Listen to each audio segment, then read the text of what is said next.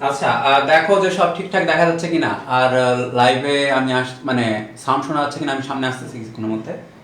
Sound শোনা যাচ্ছে কিনা, ঠিকঠাক দেখা যাচ্ছে কিনা। হ্যাঁ, তারপর আমরা শুরু করি। তো আমরা বেশ কিছু দূর আগাইছি অ্যাকচুয়ালি এই চ্যাপ্টারে, তাও কিছু জিনিস বাদ আছে, ভালো ভালো জিনিসই বাদ আছে, ইম্পর্টেন্ট জিনিস বাদ আছে, সেগুলো করতে হবে আস্তে আস্তে। তো কতদিন আমরা পড়েছি হচ্ছে কোয়ান্টাম তত্ত্ব দিয়ে নিয়ে পড়েছি। তো আজকে কোয়ান্টাম তত্ত্বের পরে আজকে আমরা আলোক তড়িৎ ক্রিয়া পড়ব। তো আলোক তড়িৎ ক্রিয়া কি, একদম সোজা একটা জিনিস, খুবই সোজা একটা জিনিস, সেটা মানে দৈনন্দিন জীবনের জিনিস অ্যাকচুয়ালি। মানে তুমি দৈনন্দিন জীবনের জিনিসের সাথে এটা মিল ফেলাইতে পারবে এমন একটা জিনিস, খুবই সোজা। তো করে ফেলবো আস্তে আস্তে আমরা। তাহলে আজকে আমাদের হেডিংটা হচ্ছে, আশা করি দেখা যাচ্ছে উপর পর্যন্ত, কোনো সমস্যা হলে বললো। এটা হচ্ছে আলোক তড়িৎ ক্রিয়া।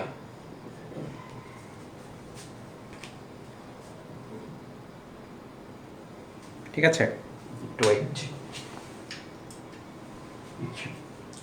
আচ্ছা, তো আলোক তড়িৎ ক্রিয়া করার সময় একটা জিনিস একটু দেখো, গতদিন একটু মনে করাই দিই কি ছিল আমাদের। গতদিন যেটা ছিল সেটা হচ্ছে যে কোনো জায়গা থেকে যে আলোর সোর্স থাকে, ধরলাম এটা একটা বাল্ব। গতদিন এগুলো আমরা পড়েছি, জাস্ট একটু রিক্যাপ করাই দিচ্ছি যে এগুলো আমাদের লাগবে আজকে। এই সোর্স থেকে কি হয়, প্যাকেট আকারে কোয়ান্টাম, মানে কোয়ান্টাম ভাবে কি হয়, ফোটন কণা বের হয়। আমরা এগুলো গতদিন পড়েছি। এবং এই এনার্জিটা হয় হচ্ছে n × hf। এবং একটা ফোটন কণার জন্য n=1 এর জন্য E হয় হচ্ছে hf। এটা আমরা কতদিন পড়েছি। hf কে লেখা যায় hc/λ, এটা আমরা পড়েছি। ঠিক আছে, ওভারঅল আমরা এটা পড়েছি। আচ্ছা, এবার আজকে আমরা পড়বো হচ্ছে যে এই যে কণাগুলো বের হচ্ছে, এরা বাইরে বের হয়ে বা কোথাও আঘাত করে কি রকম ইফেক্ট ফেলতে পারে। মানে এরা তো হুদাই বের হচ্ছে না, তাই না? যেরকম আমাদের চোখে যে লাইটগুলো আসতেছে, তোমার চোখে মোবাইল থেকে যে লাইটটা যাচ্ছে, এটা তো একটা ইফেক্ট ফেলতেছে, তাই না?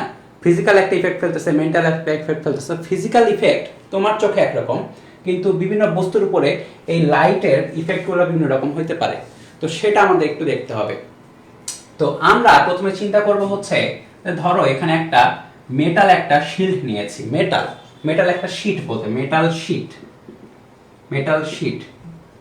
তো নর্মাল মেটাল না, মানে যে কোনো মেটালই, কিন্তু এই মেটাল শীটের উপরে আমরা যে জিনিসটা পড়বো বা যে জিনিসটা আজকে আমরা পড়ছি, সেটার ক্ষেত্রে মেটালগুলো হইতে হচ্ছে অ্যালকালি মেটাল।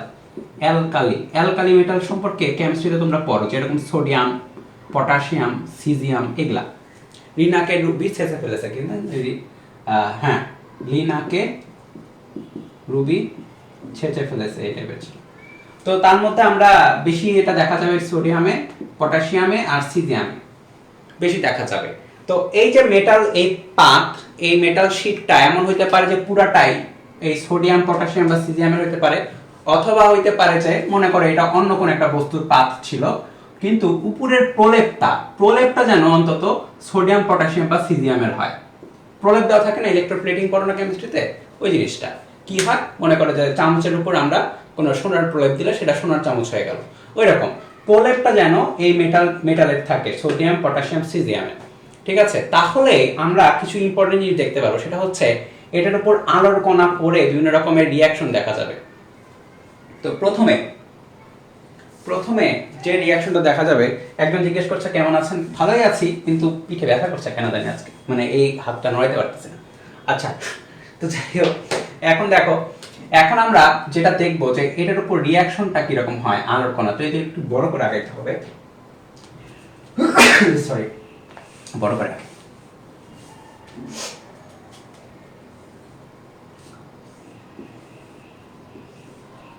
তো প্রথম প্রশ্ন হতে পারে যে এই যে সোডিয়াম, পটাশিয়াম, সিজিয়াম কেন? কারণ সোডিয়ামের এখানে আছে 2টা, এখানে আছে 8টা, এবং এখানে আছে হচ্ছে 1টা। বাইরে হচ্ছে 14টা সালে 1টা করে ইলেকট্রন। এই অ্যালকালিগুলোর তাই থাকে, 14টা সালে 1টা করে ইলেকট্রন। এবং এরা এই নিউক্লিয়াস থেকে অনেক বেশি দূরে থাকে।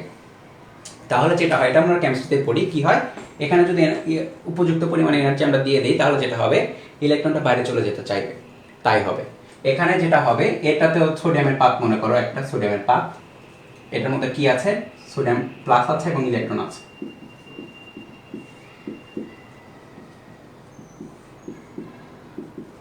অসংখ্য আগাইতে পারি।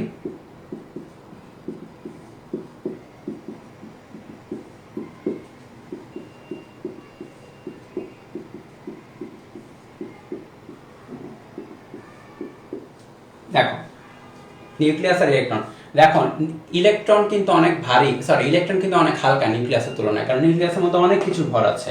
এখানে ইলেকট্রন আছে, তারপর আবার মানে ওভারঅল কিছু ইলেকট্রন আছে, তারপর আবার কি আছে, এখানে আছে হচ্ছে নিউট্রন আছে, প্রোটন আছে, আর একটা ইলেকট্রন আছে ফাঁকা, এবং এটা বাইরে আছে অ্যাকচুয়ালি। তো যেটা হবে, আমি যদি মনে করো যে এখানে ফোটন কণা শক্তি আকারে দিয়ে দিই, ফোটন কণা শক্তি নিয়ে আসবে অবশ্যই। ফোটন কণা যে কিছু পরিমাণ শক্তি দিলে যেটা হবে, এমন পরিমাণ শক্তি পাওয়া যেতে পারে যেন এই ইলেকট্রনটা ধাতব বন্ধন থেকে মুক্ত হয়ে যেতে পারে। কি বললাম? এই ইলেকট্রনটা ধাতব বন্ধন থেকে মুক্ত হয়ে যেতে পারে। তাহলে প্রথম কথা হচ্ছে, এনার্জি দেওয়ার ফলে ইলেকট্রনগুলো ধাতব বন্ধন থেকে মুক্ত হতে চাইবে। কিন্তু কথা হচ্ছে ইলেকট্রনগুলো কি? ইলেকট্রনগুলো হচ্ছে নেগেটিভ চার্জধর্মী, তাই না? ইলেকট্রন হচ্ছে নেগেটিভ চার্জধর্মী। এখন এগুলো ঠিক মতো বাইরে বের হতে হলে অবশ্যই আমাকে এই পাশে কিছু একটা পজিটিভ কিছু একটা দিতে হবে। নেগেটিভ দেই, কি হবে? এটা তো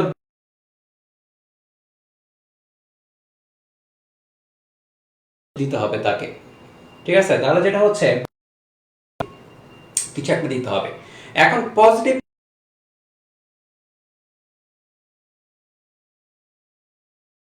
করতে হয়, এখন পজিটিভ কিছু একটা দেওয়া একটু কঠিন আছে। তো এই জন্য চার্জে চালিত করি বা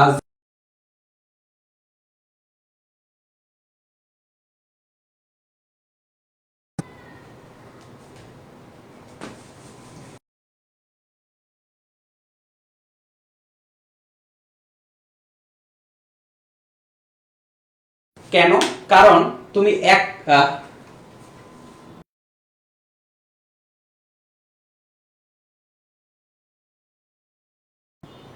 একটু ওয়েট।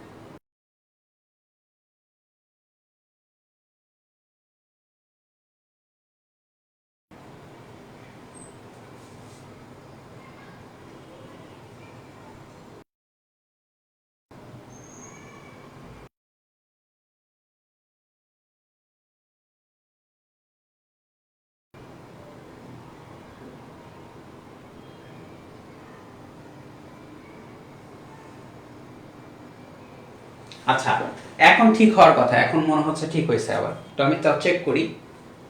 এটা 30 এফপিএসই আছে, এটা 1080p তে আছে। আজকে আবার এমনি টানতে পারে না, তার উপর আবার ফেসবুকে আবার 1080p দিচ্ছে কেন? আচ্ছা, তো এখানে আচ্ছা আমাদের কাছে না এটা ব্যাকআপ আছে, মানে বলতে গেলে এটা রেকর্ডও হচ্ছে সাথে সাথে। যদি কোনো প্রবলেম হয়, দেখা যায় যে খুব মেজর কোনো ইস্যু হয়েছে, সেক্ষেত্রে আমরা রেকর্ডটা দিতে পারবো, ওইটা কোনো সমস্যা হবে না। হ্যাঁ, ওভারঅল কোনো সমস্যা হবে না। হ্যাঁ, দীপবড় একটা খুব ভালো প্রশ্ন করছে যে সূর্য থেকে পৃথিবীতে টাইম আলো আসতে 8 মিনিট টাইম লাগে। তাহলে আমরা যে সূর্যের লাইটটা দেখি সেটা কি 8 মিনিট আগের অতীত কিনা? অবশ্যই হ্যাঁ। ইভেন তোমার সামনে দাঁড়ায় তোমার যদি কোনো ফ্রেন্ড কথা বলে, তাহলে তুমি যে তার ছবিটা দেখতেছো সেটাতেও কিন্তু একটু হলে ডিলে আছে, ন্যানো সেকেন্ড হলেও ডিলে আছে। মানে তুমি মিররে বা তুমি আয়নাতে নিজের অতীতকে দেখতে পাও, প্রেজেন্টকে সাথে হুবহু দেখতে পারবা না, কারণ প্রেজেন্টকে দেখতে হলে কোনো টাইমের ডিফারেন্স থাকা যাবে না। কিন্তু যেটা হচ্ছে তোমার বডি থেকে আয়নাতে আলোক রশ্মি যাচ্ছে, সেই আলোক রশ্মি ফেরত আসতে তোমার চোখে, এই যে গেল আসলো, টাইম লাগতেছে, অতীতকে দেখতেছো, ওভারঅল তোমরা যাই দেখো সব অতীত। আচ্ছা, তো এটা প্রেজেন্টের কাছাকাছি, মানে এত কম টাইম, কিন্তু সূর্যের ক্ষেত্রে 8 মিনিট কিন্তু অনেক বেশি। হ্যাঁ, এটা বলাই যায় এটা পুরোপুরি অতীত। আচ্ছা, তাহলে দেখো এখানে যেটা আমি বলছিলাম যে ইলেকট্রনকে ক্যাচ করার জন্য বা ইলেকট্রনকে ধরার একটা আমাদের প্রসেস থাকতে হবে। কারণ ইলেকট্রনটা যাবে কই? অবশ্যই পজিটিভ কোনো কিছুর কাছে। এখন পজিটিভটা তুমি যদি মানে পজিটিভ এক্সপেরিমেন্ট মনে করো তুমি করতেছো, এই পাশে একটা পজিটিভ পাত রাখছো, এই পাশে একটা নেগেটিভ পাত, এটা করা অনেক বেশি এক্সপেন্সিভ। তার চেয়ে এক কাজ করো, একই সাথে কানেকশনটা এমন ভাবে দাও যেন এটা হয় পজিটিভ, এটা হয় নেগেটিভ।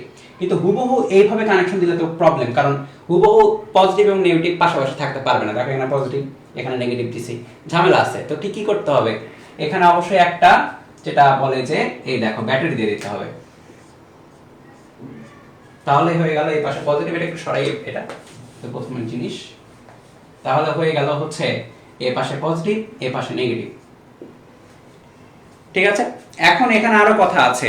এটা কি খোলা পরিবেশে করা যাবে? মনে করো যে আমার হাতের উপরে মনে করো নেগেটিভ চার্জ নিছি, এটাতে নিচে পজিটিভ চার্জ, ব্যাটারি লাগাই দিছি, তারপর হাতের উপর একটা মেটাল নিয়ে ইলেকট্রনের পাশে চলে যাবে। এত সোজা? এত সোজা না। এইটাকে করার জন্য এই পুরো সেটআপটাকে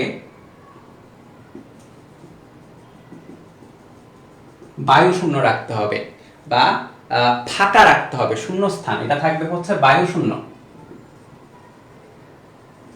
যেন বাইরে থেকে কেউ ইন্টারফেয়ার না করতে পারে। ইভেন বায়ুও না, এয়ারও ইন্টারফেয়ার করতে পারবে না। পুরোপুরি ভ্যাকিউম হতে হবে। ভ্যাকিউম হওয়ার পরে আমরা এইরকম সেটআপে এই কাজটা করতে পারবো। এখন এই যে আলোক রশ্মি কই থেকে আসলো? এটা কি মানে হুট করে চলে আসছে, মানে যেটা বলা যায় হুট করে আসমান থেকে পড়ে গেছে, এরকম তো কিছু না।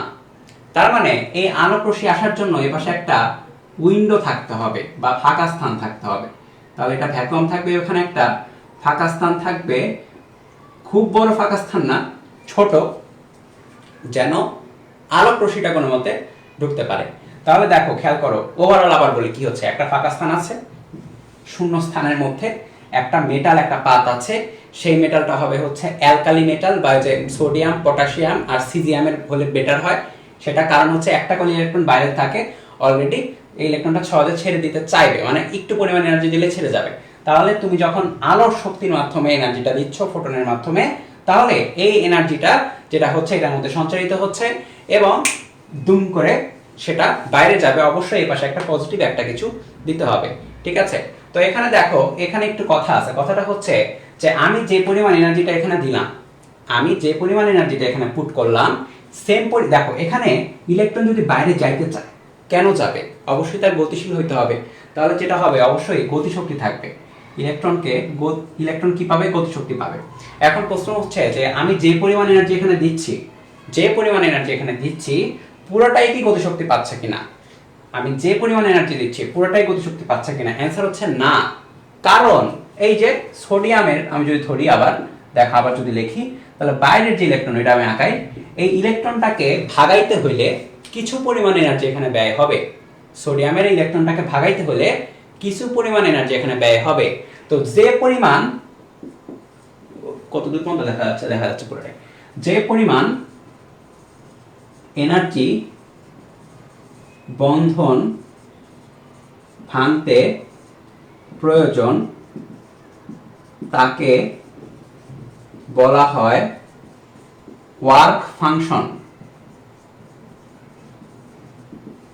ওয়ার্ক নামটা কেন? কারণ হচ্ছে কাজ এবং শক্তি পরস্পর একই জিনিস, মানে কিছু পরিমাণ এনার্জি লস হবে। এখন এই ওয়ার্কটা করতে হবে এই সেটআপটাকে, সেই সেটআপটা নির্দিষ্ট পরিমাণ ওয়ার্ক করবে, এই জন্য বলা হচ্ছে ওয়ার্ক ফাংশন, আর কিছু না।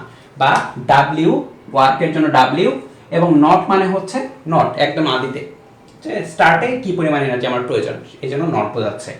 এটার বাংলা মানেটা হচ্ছে কার্যাপেক্ষক। জানি না বাংলাটা কেমনে পাইছে কার্যাপেক্ষক। তো আমরা মনে রাখবো অ্যাকচুয়ালি কার্যাপেক্ষক হিসাবেই, কারণ প্রশ্ন তো কার্যাপেক্ষকই আসবে। তাহলে কার্যাপেক্ষক কি পরিমাণে কাজ বা এনার্জি, সেটা হচ্ছে এই যে ইলেকট্রনটাকে ভাঙাইতে বা বন্ধনটা সরাই ফেলতে কি পরিমাণ এনার্জি দরকার হচ্ছে সেটা। তাহলে ওভারঅল কি বুঝলাম? ওভারঅল যেটা বুঝলাম যে পরিমাণ আমি এনার্জি দিচ্ছি, কিছু পরিমাণ এনার্জি এখানে বন্ধন ভাঙাইতে খরচ হবে, এবং বাকি যে এনার্জিটা বেঁচে যাবে উদ্বৃত্ত এনার্জিটা নিয়ে সেটা গতিশক্তি পেয়ে যাবে। তাহলে ওভারঅল দেখো এই যে জিনিসটা, এই জিনিসটা যে আমি যে মনে করো 20 মিনিটে পড়ায় ফেললাম, বিজ্ঞানীদের মাথায় 20 মিনিট আসছিল, বিজ্ঞানীদের মাথায় এটা 20 মিনিটে আসে না। এটা হিস্ট্রি একটু বলি।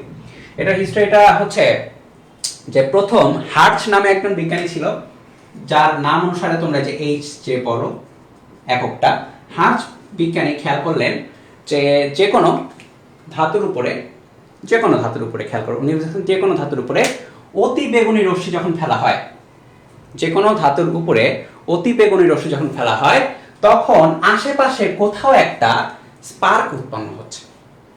একটা ধাতুর উপর অতি বেগুনি রশ্মি ফেললাম, স্পার্ক উৎপন্ন হচ্ছে। স্পার্ক উৎপন্ন হওয়া মানে হলো ওখানে কিছু একটা ভেজাল হয়েছে। ভেজালটা হয়েছে অ্যাকচুয়ালি ইলেকট্রন বের হয়ে গেছে, ওটাই স্পার্ক আকারে দেখা গেছে। আচ্ছা, তো উনি সিদ্ধান্ত নিলেন যে অতি বেগুনি রশ্মি ফেললে কিছু একটা হচ্ছে। এরপরে আরো দেখা গেল, এইটা সম্ভবত বিজ্ঞানীর নাম ভুলে গেছি আমি, তো এইটা যিনি দেখলেন যে এই সোডিয়াম, পটাশিয়াম, সিজিয়াম টাইপের ধাতুর উপরে যদি আমরা দৃশ্যমান আলো পর্যন্ত ফেলে দিই, খেয়াল করবা আগে কি ছিল অতি বেগুনি, পরে যেটা হলো দৃশ্যমান আলো ফেলা হলো। দৃশ্যমান আলো ফেললেও এই সেম পরিমাণে মানে এখানে স্পার্ক হচ্ছে, আবার এখানে কোনো পর্দা রাখলে সেটার উপরে তোমার মনে করো যে রিয়াকশন দেখাচ্ছে, আলোকিত হচ্ছে, মানে ঝামেলা হচ্ছে কিছু একটা। তো এটাকে বলা হলো হচ্ছে, তখন থেকে নাম দেওয়া হচ্ছে আলোক তড়িৎ ক্রিয়া। তখন থেকেই অ্যাকচুয়ালি নাম দেওয়া হলো আলোক তড়িৎ ক্রিয়া। আলোক তড়িৎ কেন?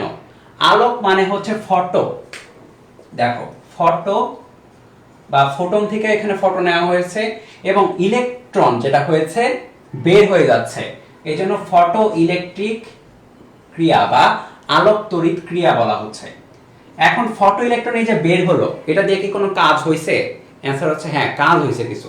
এই কাজ হয়েছে বোঝার জন্য এই চিত্রটা সরাবো, সেম জিনিসই আঁকাবো অন্যরকম ভাবে, ঠিক আছে? এই সহজ চিত্রটা সরায় অন্যরকম ভাবে একটু আঁকাবো। তাহলে আমি আঁকানোটা শুরু করি।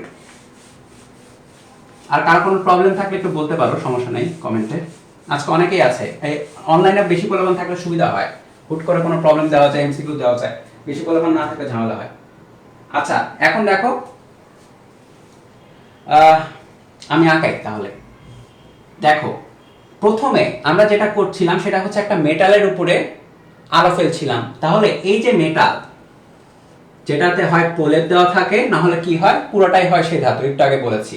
এই মেটালটা হচ্ছে টার্গেট বা টি আকারে প্রকাশ করা হয়, খেয়াল করবে এটা হচ্ছে টার্গেট, এই জন্য টি। টার্গেটের উপরে কি, টার্গেটের উপরে তো শুট করা হয়, এখানে তো আর গুলি শুট করা হচ্ছে না, এখানে শুট করা হচ্ছে হলো এই ভ্যাকুয়াম চেম্বারের মধ্যে লাইট শুট করা হচ্ছে। তাহলে যেটা হচ্ছে এখানে লাইট শুট করা হচ্ছে। এখন লাইট এভাবে আঁকাইলে খারাপ লাগতেছে, মানে আমার সাথে সাথে এখানে আঁকানোর চেষ্টা করো না, আমি এটা মডিফাই করবো অনেকবারই, এটা পরে আঁকাই নিও, সমস্যা নেই। লাইট আসতেছে, পারফেক্ট। আচ্ছা ফাইন। এখন লাইট আসার ফলে কি হবে, ইলেকট্রন বের হবে, কিন্তু বের হওয়ার জন্য সম্পূর্ণ উপযুক্ত পরিবেশ সৃষ্টি করার জন্য এই পাশে একটা পাথ রাখবো, যেটা কি করবে ইলেকট্রনকে তার দিকে টেনে নিবে। তাহলে এই যে পাথ, এটা দিব হচ্ছে পজিটিভ চার্জ যুক্ত পাথ থাকতে হবে। এর ফলে ইলেকট্রনগুলা এই সাইডে যাবে, বের হয়ে হয়ে ইলেকট্রনগুলা এই সাইডে গেল। এখন দেখো আমি একটু আগে কি বলেছিলাম যে আমরা যেটা করব সেটা হচ্ছে এটা পজিটিভ এবং এটা নেগেটিভ বানাইতে হবে আমাদের, তাই তো? তাহলে তো মানে আমার তো এরকম সম্ভব না যে এই পাশে আমি একটা বর্তনী রাখবো, যে এখানে আমি নেগেটিভ রাখবো, এই পাশে একটা বর্তনী রাখবো, এখানে আমি পজিটিভ রাখবো। তাহলে দুই রকমের সার্কিট প্রয়োজন হবে, দরকার নাই তো। একটা সার্কিটেই যেটা করব, এই পাশে দিব নেগেটিভ এবং এই পাশে দিব হচ্ছে পজিটিভ। তাহলে যেটা হলো প্র্যাকটিক্যালি আমরা পজিটিভ কিছু একটা নিয়ে চলে আসতে পারলাম।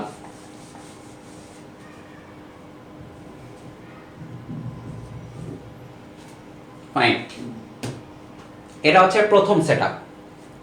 আচ্ছা, এখন দেখো এখানে কি হচ্ছে, এখানে চাইলে কিন্তু অনেক কিছুই তুমি বের করতে পারো।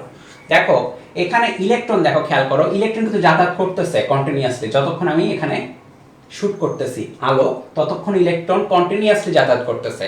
এখন খেয়াল করো ইলেকট্রনের যাতায়াতের পথ, ইলেকট্রন এখান থেকে এখানে যাচ্ছে, যেহেতু এটা পজিটিভ তার মানে ইলেকট্রনটা এদিকে আসবে, নেগেটিভ যেহেতু মানে পুরো একটা বর্তনী ক্রিয়েট হয়ে গেছে, খেয়াল করেছো? তাহলে ইলেকট্রন প্রবাহের দিকটা কোন দিকে? ইলেকট্রন প্রবাহের দিকটা হচ্ছে এই দিক বরাবর। ইলেকট্রন প্রবাহের দিক যদি এদিক বরাবর হয়, পুরো বর্তনীতে কারেন্ট প্রবাহের দিকটা হবে হচ্ছে তার বিপরীত, এই দিক বরাবর।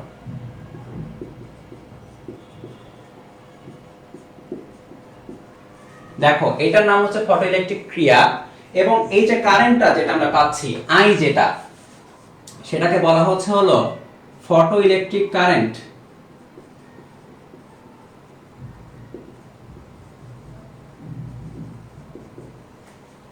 ফটোইলেকট্রিক ক্রিয়া, এবং এখানে হচ্ছে ফটোইলেকট্রিক কারেন্ট।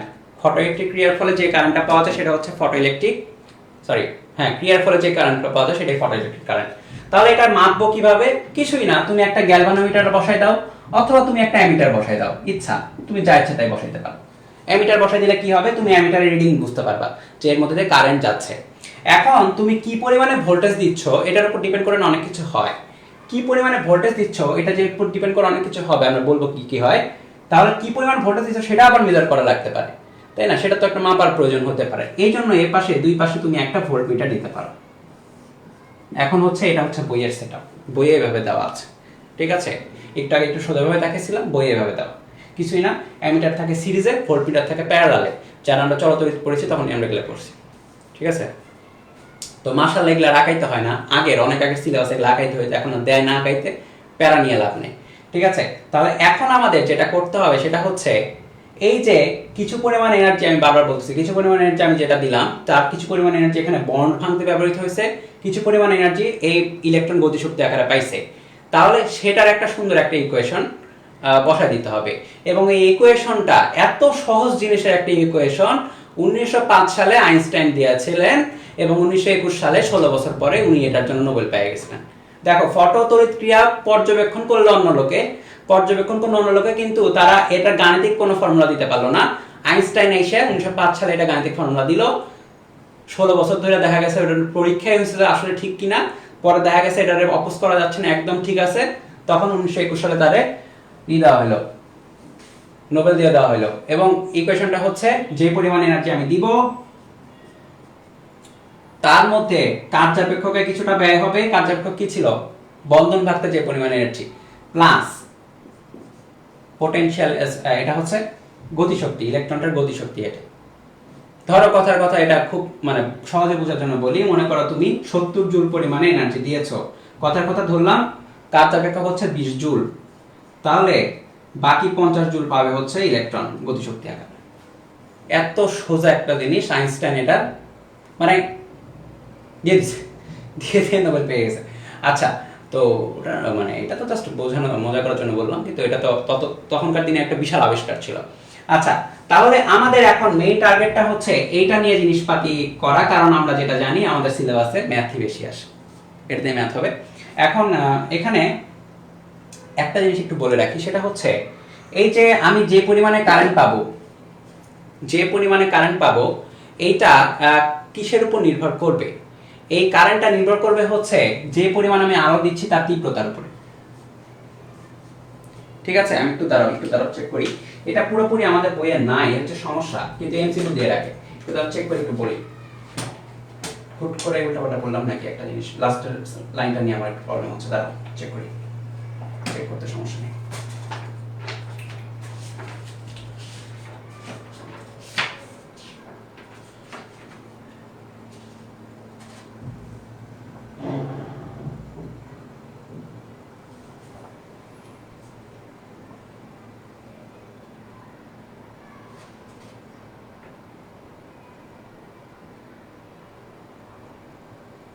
হ্যাঁ, ঠিকই বলেছি। এখানে যে পরিমাণ কারেন্ট যাবে সেটা নির্ভর করে হচ্ছে আলোর তীব্রতার উপরে। এটা একটু খেয়াল রাখতে হবে, এমসিকিউর জন্য লাগে অনেক। যে পরিমাণ ফটো কারেন্ট যাবে বা আলোক তড়িৎ যাবে, আলোক তড়িৎ ফটো ইলেকট্রিক কারেন্ট, সেটা হচ্ছে যে পরিমাণ তীব্রতা আমি দিচ্ছি তার উপরে। কম তীব্র আলো দিলে কম যাবে, বেশি তীব্র আলো দিলে বেশি যাবে। কম তীব্র আলো মানে কি? কম তীব্র আলো মানে শক্তি কম দিলে অবশ্যই কম যাবে, শক্তি বেশি দিলে অবশ্যই বেশি যাবে, কারেন্টটা বেশি যাবে, সহজ হিসাব। আচ্ছা, এখন আরো কথা আছে। আরো কথাটা হচ্ছে যে এই যে ভোল্টেজ, এটা দিয়ে কি করব? এই ভোল্টেজ এর সাথে কারেন্ট আবার সমানুপাতিক। আমি যত পরিমাণে, খেয়াল করবা, যত পরিমাণে ভোল্টেজ দিব তত পরিমাণে আবার কারেন্ট বাড়বে, ঠিক আছে, যত পরিমাণে ভোল্টেজ দিব তত পরিমাণে কারেন্ট বাড়বে। ভোল্টেজ আমি কম দিব, কারেন্ট কম বাড়বে। ভোল্টেজ আমি বেশি দিব, কারেন্ট বেশি বাড়বে। কেমনে? এমনি বোঝা যায়। ভোল্টেজ বেশি মানে হচ্ছে এই পাশে পজিটিভ বেশি, এই পাশে নেগেটিভ কম। তার মানে ইলেকট্রনগুলোকে খুব ভালো মতো টানবে যদি পজিটিভ বেশি হয়, তাহলে বেশি পরিমাণ কারেন্ট যাবে। এখানে পজিটিভটা যদি কম থাকে তুলনামূলক, তাহলে যেটা হবে ইলেকট্রনগুলোকে কম পরিমাণে টানবে। তাহলে যেটা হচ্ছে তীব্রতা, আলোক তড়িতের তীব্রতাটা কম, সরি আলোক তড়িৎ কারেন্টটা কম হবে। এখন এখানে আরো কথা আছে। কথাটা হচ্ছে এটা অনেকটা এই যে চিনির পানি দ্রবণের মতো, চিনি পানি দ্রবণের মতো কাজ করে। মানে তুমি এই পানিতে নির্দিষ্ট সংখ্যকই চিনি বসাইতে পারবা, তার বেশি তুমি যদি চিনি দাও তাহলে যেটা হবে পানির নিচে জমা হবে, সম্পৃক্ত দ্রবণ হয়ে যাবে। অনুরূপ ভাবে আমি যদি খেয়াল করো এই গ্রাফটা কি রকম হয়, এই গ্রাফটা হয় হচ্ছে এখানে পাবো হচ্ছে আলোক তড়িৎ কারেন্ট, হ্যাঁ ফটোইলেকট্রিক কারেন্ট, এই পাশে দিব হচ্ছে ভোল্টেজ। এই গ্রাফটা বইয়ে নাই জাস্ট বোঝানোর জন্য, এটার কথা আছে, গ্রাফটা বইয়ে নেই। এটা যেটা বলেছে সেটা হচ্ছে যখন আমি ভোল্টেজ বাড়াবো, যখন আমি ভোল্টেজ বাড়াবো আস্তে আস্তে আস্তে আস্তে যেটা হবে ভোল্টেজ 0 থেকে যখন উপরে যাচ্ছি এইভাবে বাড়ে, কারেন্টের ভ্যালু বাড়তে থাকে, বাড়তে বাড়তে বাড়তে বাড়তে এক জায়গায় যায় ফিক্স হয়ে যায়। দেখো কারেন্টের ভ্যালুর উপরে যাচ্ছে না, এটা হচ্ছে সম্পৃক্ত প্রবাহ। ঠিক আছে, এটাকে বলা হচ্ছে সম্পৃক্ত প্রবাহ।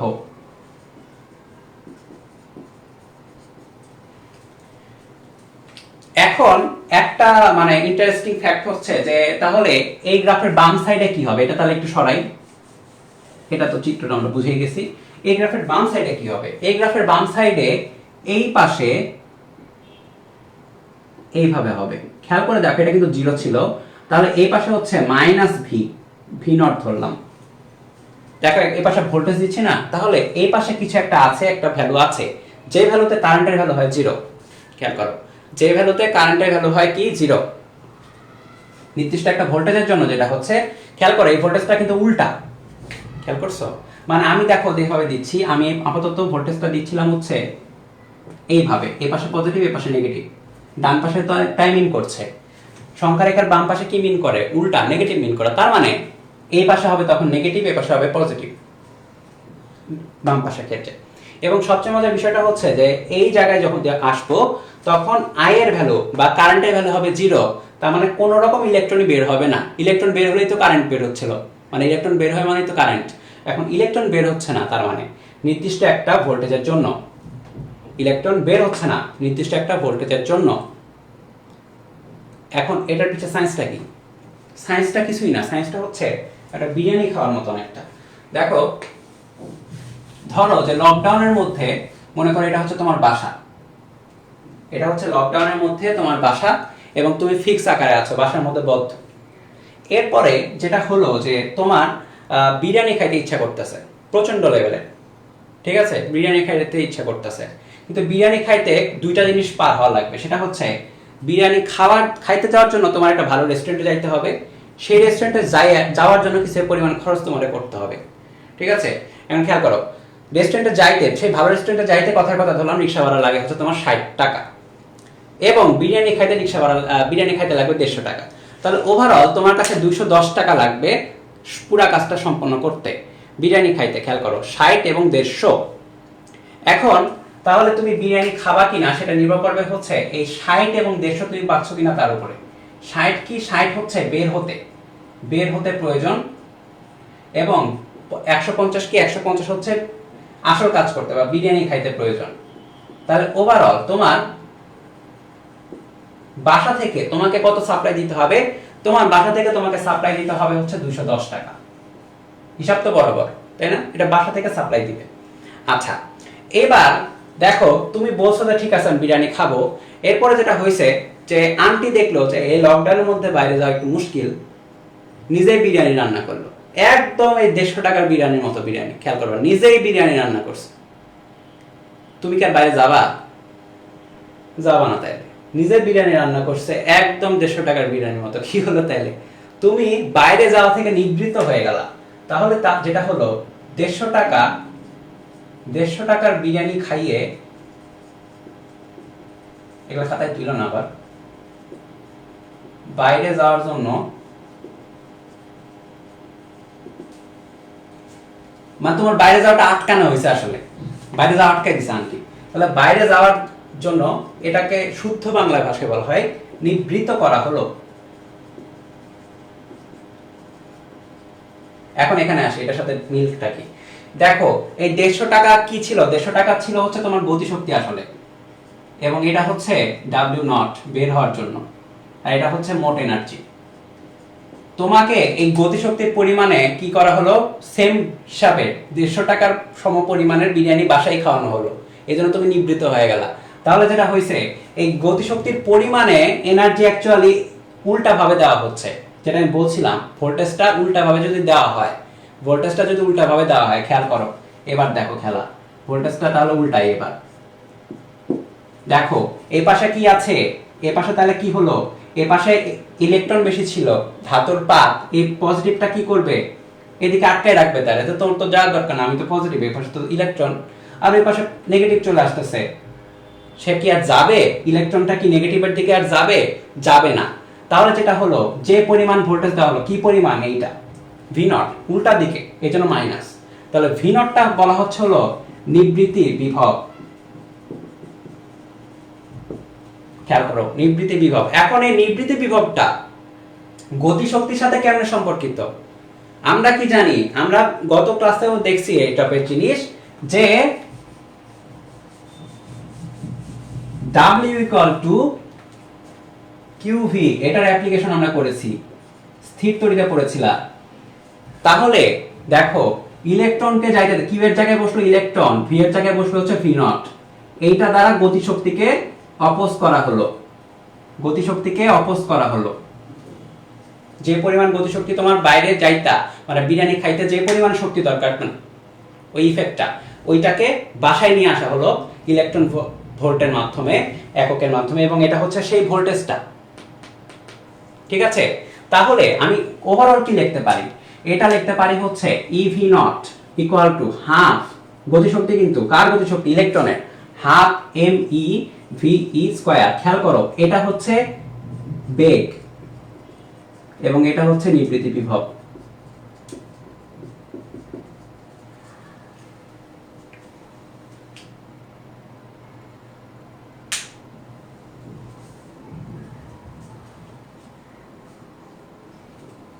ঠিক আছে? তাহলে ওভারঅল এটা বোঝানোটা ইম্পর্টেন্ট ছিল বেশি, কারণ এই যে এইটুকু যদি বুঝতে পারো, ওভারঅল নিবৃত্তি বিভব জিনিসটা কি, গতিশক্তির সমান এক প্রকার শক্তি যেটা ভিতর থেকে তুমি দিয়ে দিছো, তাহলে ইলেকট্রনের বাইরে যাবে না। এতটুকু যদি বুঝতে পারো, এখন আমরা অ্যাকচুয়ালি ম্যাথগুলোর জন্য তৈরি। তো ম্যাথগুলার করার জন্য বিভিন্নভাবে এই সেম সূত্রটাকে ম্যানিপুলেট করা হতে পারে, তো ওগুলো আমরা একটু দেখে তারপর ম্যাথগুলো শুরু করব। ঠিক আছে? তো সেম সূত্র কিভাবে ম্যানিপুলেট করা হতে পারে, তাহলে দেখো সূত্র কি ছিল। প্রথমে আমরা এটা লিখতে পারি 1 নম্বর হিসেবে, 1 নম্বরে একদম নিউটনের যেটা, সেটা হচ্ছে যে পরিমাণ এনার্জি আমি দিচ্ছি বাইরে থেকে, সেটা দুই ভাগে ভাগ হচ্ছে, কার্যাপেক্ষক এবং ইলেকট্রনের গতিশক্তি। রাইট? আচ্ছা, এখন এটাকে আমি ম্যানিপুলেট করতে পারি এইভাবে, এনার্জি আমরা দিচ্ছি হচ্ছে একটা ফোটন। খেয়াল করো, একটা ফোটনের কথা চিন্তা করা হচ্ছে, হ্যাঁ, মানে সিম্পলিসিটির জন্য এই কাজটা করা হয়েছে, যে একটা ফোটন কি পরিমাণ এনার্জি দিচ্ছে, তাহলে একটা ফোটনের ফলে একটা ইলেকট্রন কি পরিমাণে গতিশক্তি পাচ্ছে সেটাকে দেখা হচ্ছে, আর কিচ্ছু না। তাহলে এইটা হচ্ছে W0। খেয়াল করো,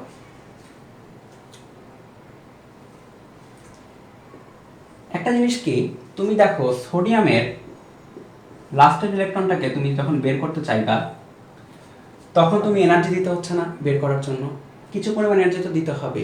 এখন বের করার জন্য যে এনার্জিটা দেওয়া লাগতেছে, কথার কথা ধরো এই এনার্জিটা দেওয়া লাগতেছে হচ্ছে বের করার জন্য, মানে কার্যাপেক্ষকটা হচ্ছে কথার কথা ধরো 20 জুল, যে 20 জুল হলেই বের হয়ে যাবে। এখন তুমি যদি কোনো মতে 20 জুলই দিয়ে দাও, জাস্ট 20 জুলই দিয়ে দাও, তাহলে যেটা হবে, বের হবে না, কিন্তু একদম নাজুক অবস্থায় থেকে যাবে, মানে বন্ধন ভেঙে যাবে, নাজুক অবস্থায় আছে। দেখো এখানে 0 হচ্ছে, কিন্তু 20 জুলের পরিমাণ তুমি সাপ্লাই দিয়ে দিছো অলরেডি। তাহলে এই যে পরিমাণ তুমি সাপ্লাই দিচ্ছ W0, এটাকে আমি লিখতে পারি হচ্ছে, দেখো W0 কে লিখতে পারি হচ্ছে এনার্জির আকারে HF0। এটা বুঝছো নাকি বলো? যে পরিমাণ এনার্জি দরকার হচ্ছে, এটা তো ফোটন আকারে দিচ্ছি। এখন ফোটনের নির্দিষ্ট পরিমাণ একটা কম্পাঙ্কের জন্য আমরা W0 পাবো, এবং সেটাকে বলা হচ্ছে হলো সূচন কম্পাঙ্ক। সূচন কম্পাঙ্ক, সূচন কম্পাঙ্ক কেন? সূচন মানে সূচনা, মানে এর বেশি কম্পাঙ্ক হলে, এফ এর ভ্যালু যদি এফ নট এর বেশি হয় হলে ইলেকট্রন বের হবে। এফ এর ভ্যালু যদি এফ নট এর বেশি হয় তাহলে ইলেকট্রন বের হবে, এফ নট এর কম হলে ইলেকট্রন বের হবেই না, আর এফ নট এর সমান হলে নাজুক অবস্থায় থাকবে। তাহলে দেখো আবার এখানে আসি, এই চেপটা যেটা দিচ্ছি সেটা আমরা দুইটা ভাগে ভাগ করতেছি, একটা হচ্ছে এইচ এফ নট নিবৃত্তি বিভবের সমান প্লাস হচ্ছে গতিশক্তি, এটা একটা ইকুয়েশন, এটা ম্যানিপুলেশন একটা ধরলাম 2 নাম্বার। আচ্ছা, এরপরে আমরা এফ কে দেখো ই করতে পারি, এফ কে যেটা বলা যায় ভাঙাইতে পারি, বা আমি 3 নম্বরে হয়তো এটা দিলাম H F plus equal to H F nought, কেটাকে লিখতে পারি half M E V E square. দেখো একই জিনিসই, সেম জিনিসই ঘুরে পেঁচে অনেকভাবে লেখা যায়, আমি জাস্ট লিখে দিই, মানে কত রকম হতে পারে।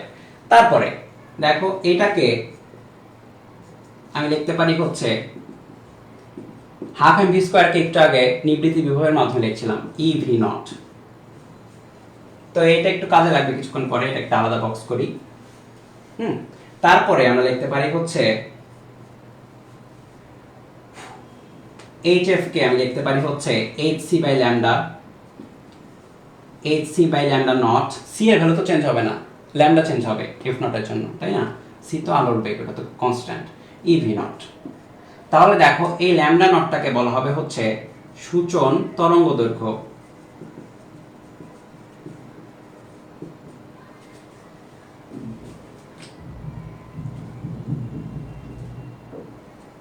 ঠিক আছে, তাহলে দেখো খেয়াল করো যে আজকে মানে একটা জিনিসের উপরে কতক্ষণ, মানে কত রকমের ম্যানিপুলেশন হতে পারে, আরো হইতে পারে হয়তো পরীক্ষা, মানে আমরা যখন মানে ম্যাথগুলো করবো তখন আস্তে আস্তে আসছে এগুলো। ঠিক আছে, তো আমরা ম্যাথ একটু শুরু করি, কারণ অনেকক্ষণ ধরে ম্যাথ করতেছি না, আমারই বোরিং লাগতেছে।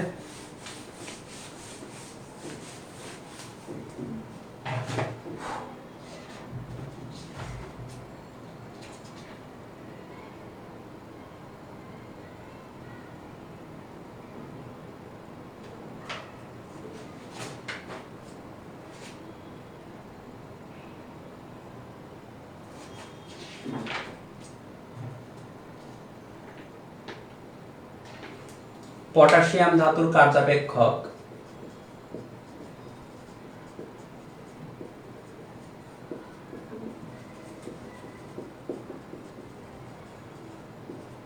(2.2 ইলেকট্রন ভোল্ট) এর আলোক তড়িৎ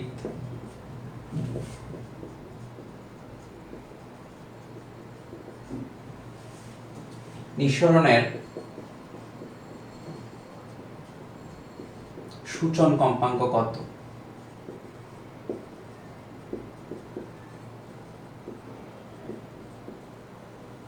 ঠিক আছে, তো দেখো যেটা বলা আছে, আমরা যেটা জানি সূচন কম্পাঙ্কের সাথে দেখো যে সম্পর্ক সেটা হচ্ছে কার্যাপেক্ষক, এটি কত হচ্ছে h ইনটু f নট, তাহলে আমাদের f নট এর ভ্যালুটা লাগবে, তাহলে w নট বাই h, একদম সোজা বেসিকের অঙ্ক। তাহলে w নট কত? কার্যাপেক্ষক বলা আছে 2.2 electron volt, electron volt SI একক না, এটাকে আমাদের এসআই বা জুলে চেঞ্জ করতে হবে। তো 1 ইলেকট্রন ভোল্ট মানে হচ্ছে 1.6 into 10 to the power -19 joule, তাহলে জুলে আসলো ডিভাইড বাই h এর value constant 6.626 into 10 to the power -34 joule second, তাহলে যেটা হলো এখানে হার্টজ আকারে ফ্রিকোয়েন্সিটা পাওয়া যাবে।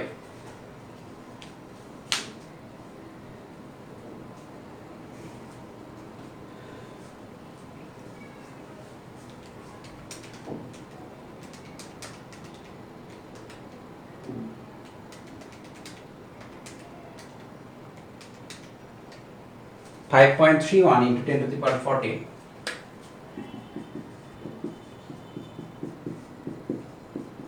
এটা হচ্ছে সূচন কম্পাঙ্ক। তার মানে এর বেশি কম্পাঙ্ক দিলেই যেটা হবে এখান থেকে ফটোতড়িৎ নিঃসরণ হবে, তার আগে হবে না।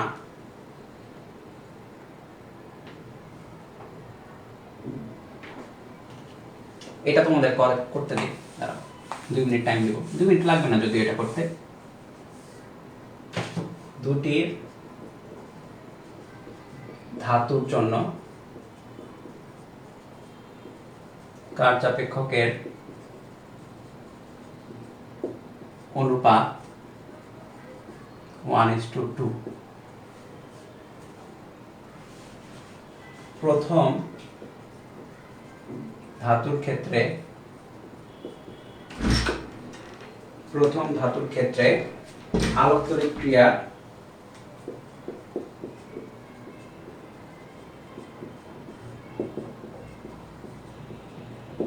প্রারম্ভিক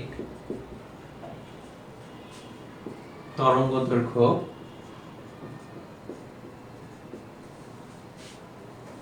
6000 অ্যাংস্ট্রম হলে দ্বিতীয়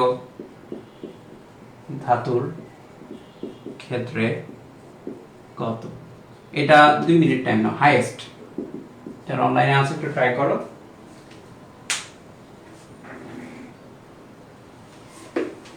ট্রাই করো।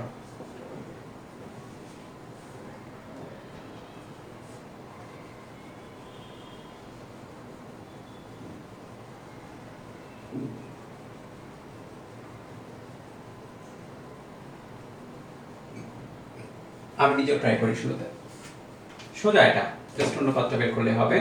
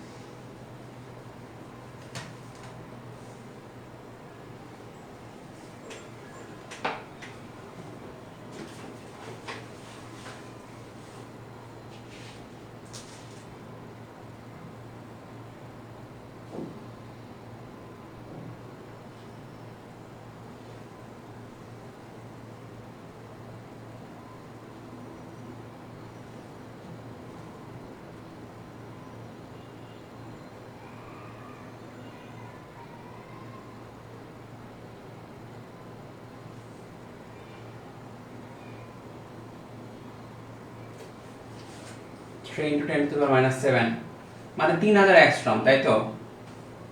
তাহলে এটা হচ্ছে 10⁻⁻10। হ্যাঁ ঠিক আছে, 3000 অ্যাংস্ট্রম আসবে এটা।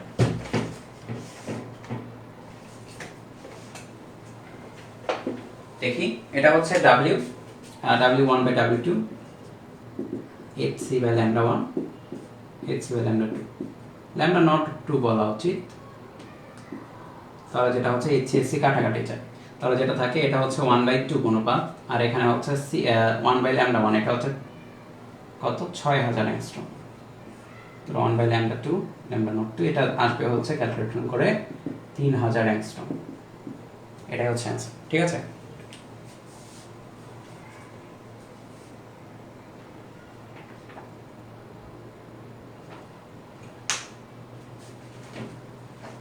এরপরে আমরা দেখব হচ্ছে আরেকটা ম্যাথ, যেখানে প্ল্যাঙ্কের ধ্রুবক আমরা বের করব। অ্যাকচুয়ালি পরীক্ষাগারে মানে ল্যাবরেটরিগুলোতে এক্সপেরিমেন্ট করে প্ল্যাঙ্কের ধ্রুবক এভাবে বের করা হয়েছে। অ্যাকচুয়ালি দস্তার কার্যাপেক্ষক 3.6 ইলেকট্রন ভোল্ট, মানে জিঙ্কের কার্যাপেক্ষক। দস্তার সূচন কম্পাঙ্ক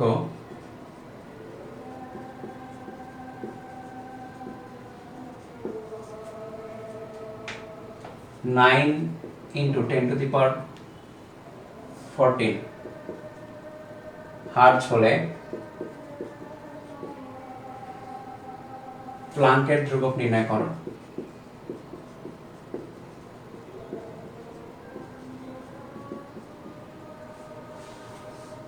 দেখো, দস্তার কার্যাপেক্ষকের কথা বলা আছে এটা, তাহলে এটা হচ্ছে W0, 3.6 ইলেকট্রন ভোল্ট। এটা মানে হচ্ছে 3.6 × 1.6 × 10⁻19। আমার যদি নামাজের কোনো ব্যক্তিত্ব হয়ে বইলো সেখানে দিয়ে দেবো, বাইরে আলাম দিচ্ছে। আচ্ছা, এটা হচ্ছে জুলাই। সূচন কম্পাঙ্ক F0 এর ভ্যালু দেওয়া আছে হচ্ছে 9 × 10⁻14 H। কিভাবে বের করবো? সোজা এটা বের করে ফেললেই হবে। এটা কত আসে? আচ্ছা, করেই ফেলে, এটা করছি যখন, না করলেও হয়তো মনে হচ্ছে ক্লাস এমনি দিলেই পারতাম। বেশি সোজা হয়ে গেছে। f naught এর ভ্যালু হচ্ছে 9 × 10 to the power 40। অ্যান্সারটা আসবে 6.4 × 10 to the power 34 চলছে।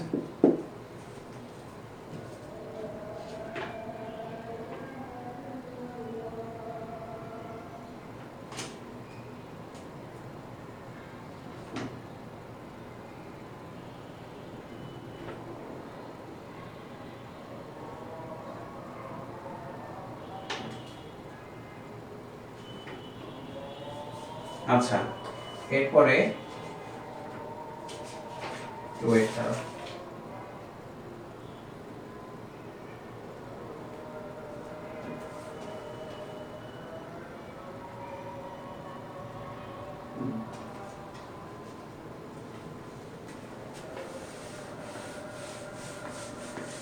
সিলভার এবং গোল্ড নিয়ে কিছু কথা আছে। সিলভার এবং গোল্ড। আচ্ছা, সিলভার ও গোল্ডের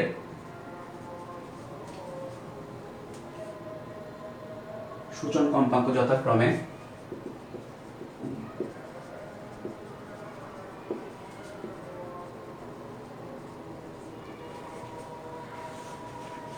6.033 into 10 to the power এটা হচ্ছে 14 hertz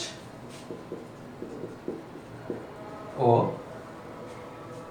4.416 into 10 to the power 14 hertz. এদের নিবৃত্তি বিভব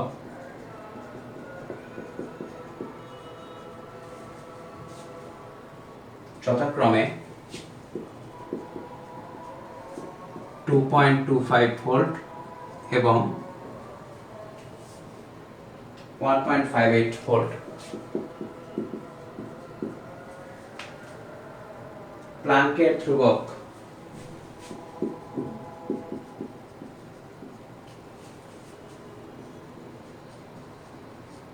ও উভয়ের কার্যাপেক্ষক নির্ণয় করো। এটা একটু বড় আছে, তুলনামূলক আগেরটা। দেখো এটা WAG এর জন্য প্লাঙ্কের ধ্রুবক এবং কার্যাপেক্ষক যদি বের করতে চাই তাহলে W নট AG এটা হবে হচ্ছে H * F নট AG, তাই তো? তাহলে সিলভারের জন্য যেটা বের হচ্ছে H এর ভ্যালু 6.626 × 10 to the minus 34 আর এটা হচ্ছে 6.033 × 10 to the power 14 যেটা আসবে জুলে, সেটাই। আচ্ছা, আর W নট হচ্ছে গোল্ডের জন্য HF not gold 6.626 × 10 to the power minus 34 আর এটা হচ্ছে 4.416 × 10 to the power 40। তাহলে যেটা হচ্ছে দুইটারই পরেরটুকু হয়ে গেছে কার্যপেক্ষক কথা। এখন মেইন যে খেলাটা সেটা হচ্ছে প্লাঙ্কের ধ্রুবকটা বের করা, ঠিক আছে? তো আমরা যেটা জানি সিলভারের জন্য যেটা লেখা যায় সেটা হচ্ছে HF নট। আচ্ছা, HF নটের বদলে W নট সিলভার দিই প্লাস, আচ্ছা প্লাস হচ্ছে এখানে আমাদের বের করতে হবে যে, আচ্ছা এখানে কথা আছে, কথাটা হচ্ছে এইটা আগে বের করা যাবে না, সরি, কারণ এখানে প্লাঙ্কের ধ্রুবক বের করতেই হবে, বের করে তারপর তুমি এটা বসাইতে পারবে। তাহলে এইটা ফাঁকা রাখি, H এর জায়গায় H রাখি, আগে বসাইলে হবে না। এবং আরেকটা হচ্ছে দেখো এখানে একটা জিনিস দেওয়া, সেটা হচ্ছে নিবৃত্তি বিভব দেওয়া। তাহলে আমরা যেটা জানি গতিশক্তির বদলে EV নট লেখা যায়, তাহলে EV নট × V নট এটা হচ্ছে সিলভারের জন্য, ঠিক আছে? তাহলে ওভারঅল দেখো আমরা HF এটা সিলভারের জন্য যদি লিখি W নট সিলভার প্লাস আমরা লিখতে পারি EV naught 1.6 × 10 to the minus 19 আর V নট AG টা কত? বিভব 2.25। তাহলে দেখো ওভারঅল এটা একটা পাওয়া যাচ্ছে। তো এটা একটু পড়ে ফেলি, সাইজটা করে ফেলি, তাহলে পরে সুবিধা হবে।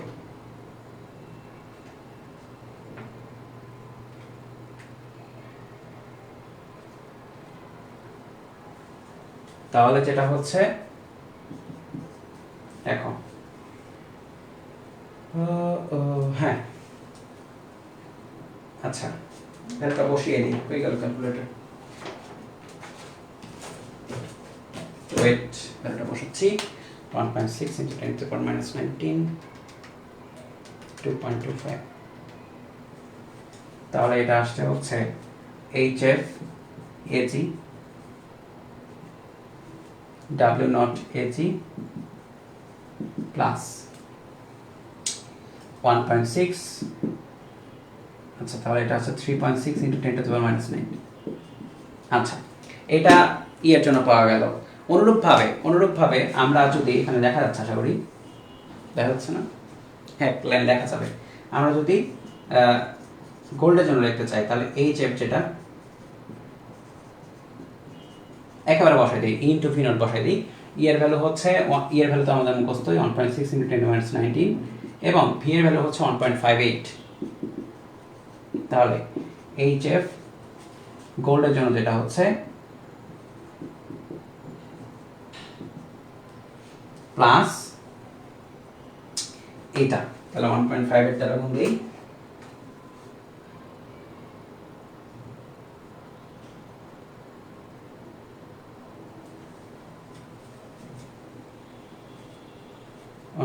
এর দ্বারা গুণ দেই কত আসে তাহলে আগে যেটা ছিল আমি অন চেপে দিচ্ছি যাই হোক 19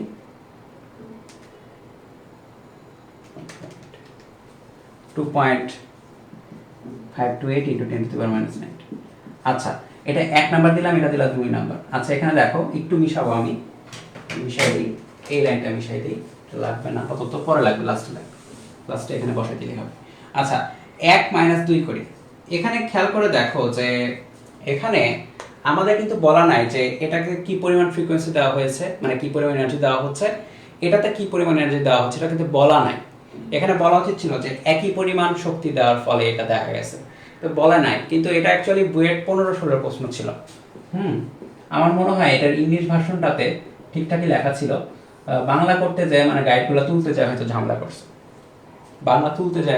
করছে তো যাই হোক এটা ধরে নিতে হবে তাছাড়া অনেকগুলো ডাটা আননোন হয়ে যাবে ঠিক আছে মানে আমাদের দুইটা ডাটা আননোন থাকা যায় সর্বোচ্চ না তিনটা আননোন হয়ে যাচ্ছে তাহলে আমরা ধরে নিব এইটা এবং এটা পরস্পর সমান একই পরিমাণ এনার্জি দিয়ে টেস্ট করা হচ্ছে তাহলে দেখো 1 মাইনাস 2 করলে যেটা পাওয়া যাচ্ছে 0 equal to W not AG মানে হচ্ছে HF not AG plus 3.6 into 10 to the minus 19 minus 1 minus 2 করতেছি W নট অরাম বা গোল্ড প্লাস এটা হচ্ছে তাহলে মাইনাস হয়ে যাচ্ছে একেবারে 2.528 10 to the power minus 19 তাহলে দেখো এখান থেকে h এর ভ্যালুটা বের হবে কারণ আমরা সব ভ্যালু জানি তাহলে ওভারঅল দেখো f নট h এর ভ্যালু হচ্ছে এটা বসাই দিব f নট অরাম এর ভ্যালু হচ্ছে এটা বসাই দিব তাহলে এই ক্যালকুলেশন থেকে h এর ভ্যালুটা পাওয়া যাবে আমি একটু ক্যালকুলেট করে দেখি কত আসে এক পাশে 0 equal to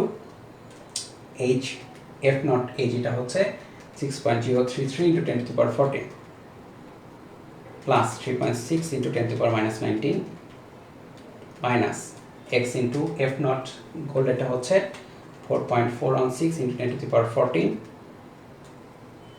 minus 2.528 into 10 to the power minus 9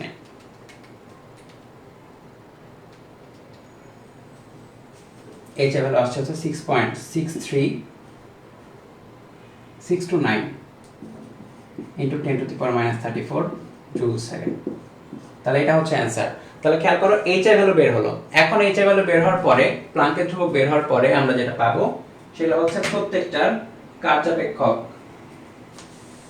এই যে w ইকুয়াল টু আলাদা আলাদা তোমরা এগুলো বের করে নিও w নট গোল্ডের জন্য একটা h এর ভ্যালু যেটা পেয়েছি f নট গোল্ডটা বসাই দিলেই হবে আর w নট hf নট আর তাহলে দুইটাই আলাদা আলাদা বসাই দিলে হয়ে যাচ্ছে এটা সিলভার এটা গোল্ড ওকে তাহলে ঠিক আছে এরপরে আমরা আরো ম্যাথ আছে এটার অনেক ম্যাথ আছে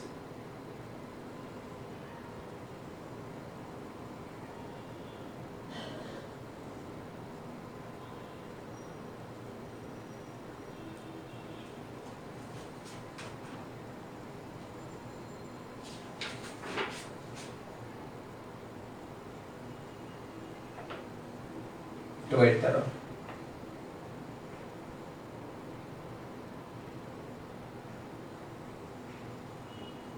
আচ্ছা, এটা আমি একটা হোমওয়ার্ক দিয়ে দিই কিছু তোমাদের, তোমরা এগুলা প্রত্যেকটা ট্রাই করবা, ট্রাই করে করে অ্যান্সার মিলাই নিবা। হ্যাঁ, অ্যান্সার না মিলালে কিন্তু বলবা, কারণ অনেক ম্যাথ তো সবগুলো তো ক্লাস করা সম্ভব হচ্ছে না। একই টাইপের কিছু ম্যাথ হোমওয়ার্ক দিয়ে দিচ্ছি।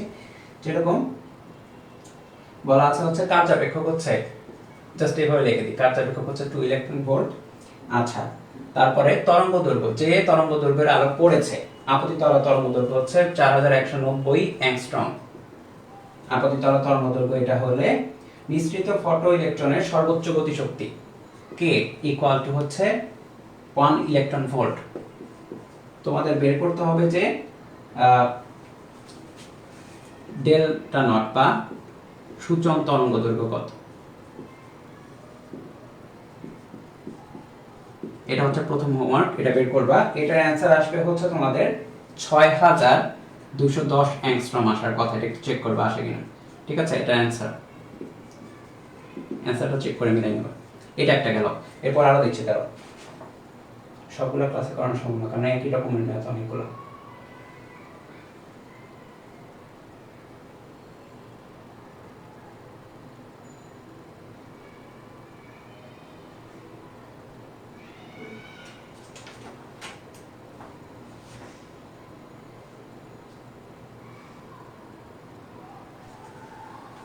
এরপরে ম্যাথটা যেটা বলা আছে, এত কম্পাঙ্কের বিকিরণ কোন ধাতু পৃষ্ঠে আপতিত হলে, তাহলে F ইকুয়াল টু হচ্ছে 7.5 × 10⁻14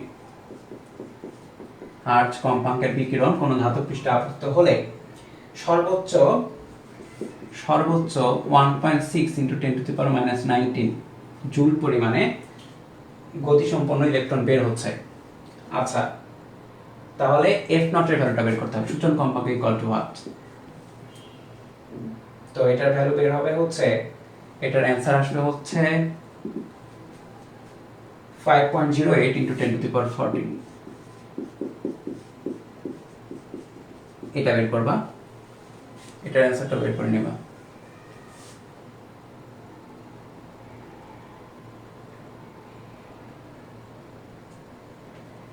আচ্ছা, এই অঙ্কটা এখন আমি করব, যেটা এখন লিখবো সেটা একই টাইপেরই ম্যাথ, যদিও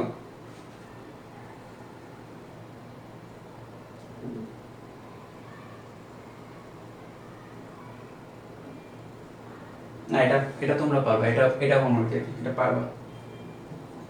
যে তরঙ্গ দৈর্ঘ্য পড়ছে সেটা হচ্ছে 6000 অ্যাংস্ট্রম আপতিত হচ্ছে। আচ্ছা, আর ডাব্লিউ নট কার্যাপেক্ষক হচ্ছে 1.77 ইলেকট্রন ভোল্ট। আচ্ছা, তাহলে গতিশক্তি কত? দুইটা প্রশ্ন, গতিশক্তি কত এবং সূচনা কম্পাঙ্ক কত, সূচন কম্পাঙ্ক কত। গতিশক্তির ভ্যালু আসবে হচ্ছে তোমাদের 0.3 ইলেকট্রন ভোল্ট এবং সূচন কম্পাঙ্ক আসবে হচ্ছে 4.28 × 10⁻14 হার্টজ। এই দুটো চেক করবা, মানে এটা তুমি যত বেশি প্র্যাকটিস করবা তত বেশি আগাবা। আচ্ছা, এটা করি এখন, তিনটা দিয়ে দিয়েছে, এখন এই 4 নম্বরটা আমি করি। কোন ধাতুর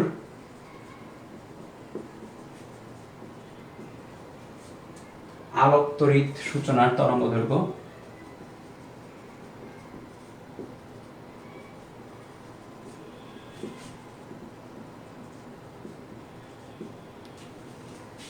3800 অ্যাংস্ট্রম। আচ্ছা, হ্যাঁ, ওই ধাতুতে 2000 অ্যাংস্ট্রম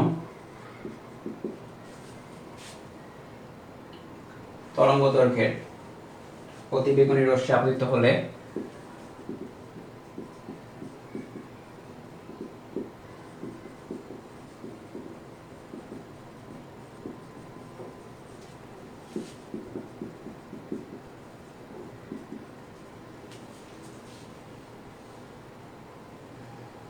অতিবেগুনি রশ্মি আপতিত হলে নিঃসৃত আলোক ইলেকট্রনের সর্বোচ্চ গতিশক্তি।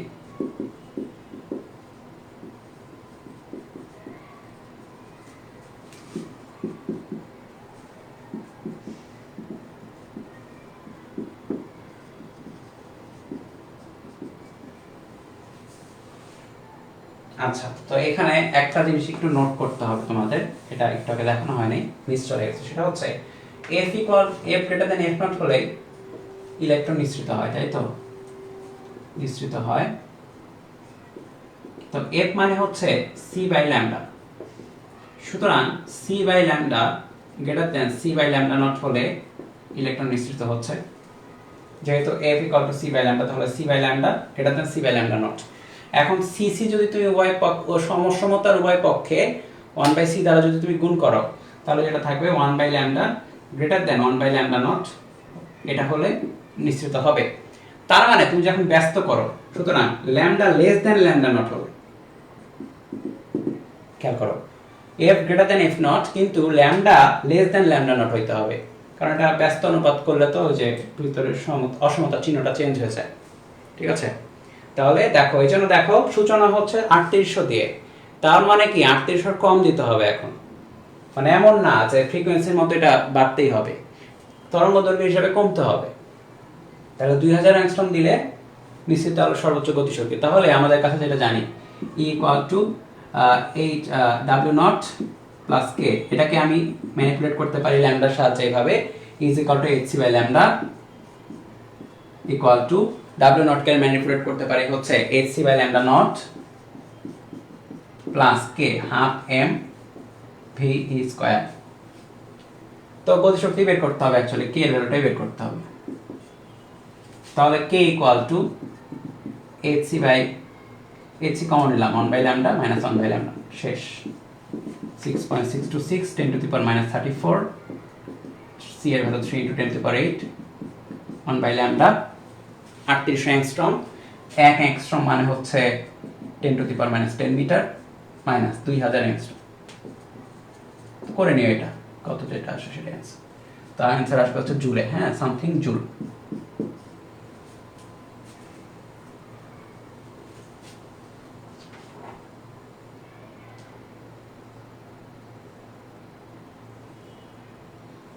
ঠিক আছে, তো আজকে এই পর্যন্ত রাখি। আমাদের আলোকতড়িৎ ক্রিয়ার আরো ম্যাথ বাকি আছে আসলে। নেক্সট দিনে ম্যাথ করে তারপরে নেক্সট টপিকে ঢুকতে হবে। ম্যাথের শেষ নাই, এটা অনেক ম্যাথ। ঠিক আছে, অনেক বেশি ইম্পর্টেন্ট, সব জায়গায় আসে। এইচএসসি থেকে শুরু করে অ্যাডমিশন অনেক জায়গায় আসে, অনেক জায়গায়। তো নেক্সট দিনে আমরা করব, করে আমরা আলোকতড়িৎ ক্রিয়াকে বাই বাই বলবো। ওকে, তো নেক্সট ক্লাসে দেখা হচ্ছে।